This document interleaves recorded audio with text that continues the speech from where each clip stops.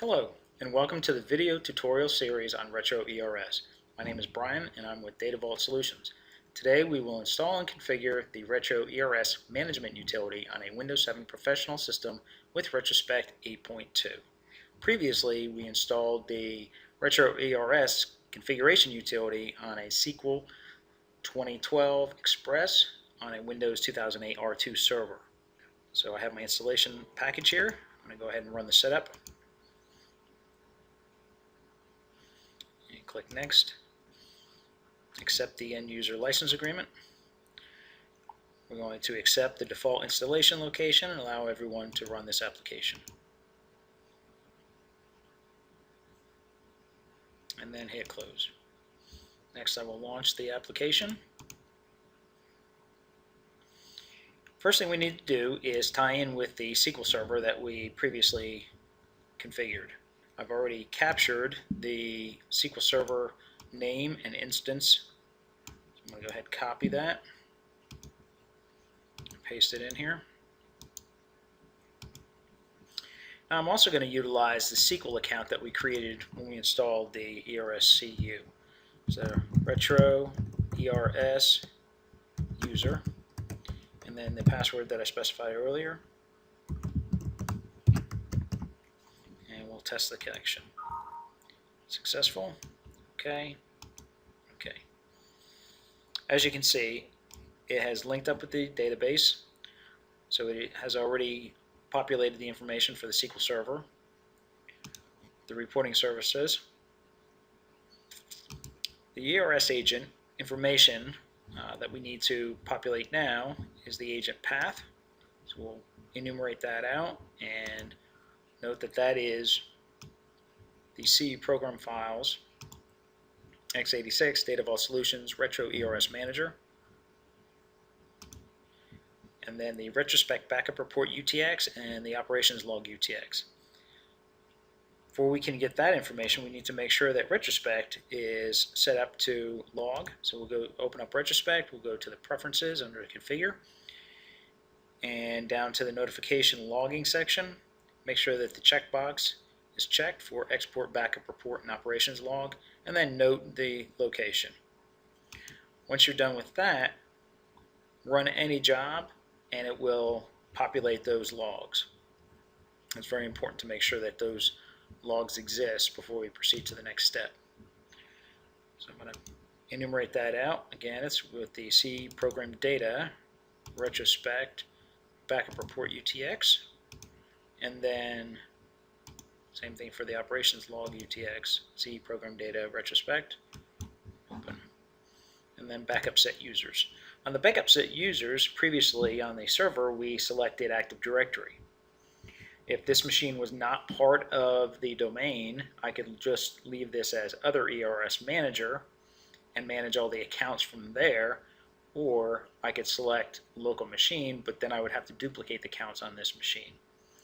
In this particular case, this Windows 7 Professional system is part of the domain, so we're going to select Active Directory and enumerate that out.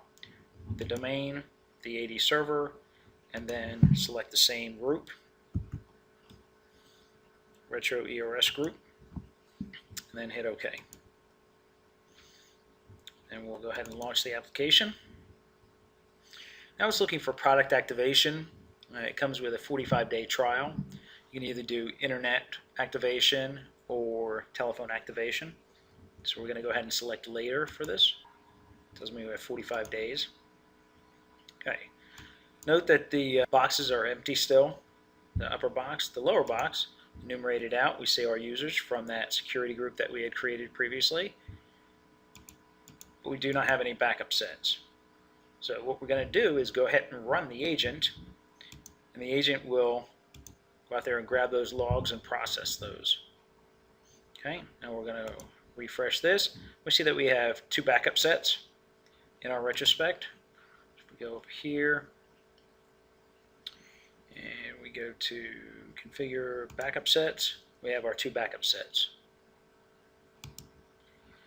So I'm going to select that backup set and also select a user and say, okay, I want to associate the administrator account with the backup set test. We'll add that. and then I want to associate him also with the Win7 test. And I'm also going to associate B. Jones here with the backup set test. Okay. What that does is that creates the security for the person who is going to actually be viewing the reports on the reporting manager. So if I want B. Jones to only see the backup set test, those are the only associations I create for him.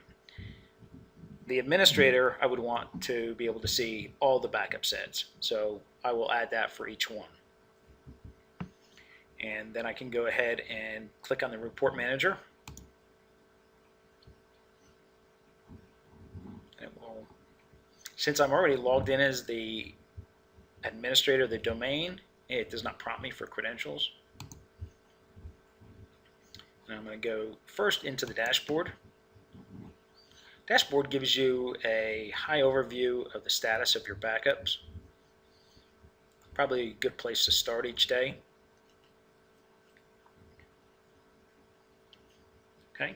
In this dashboard, we have a few items of pertinent information.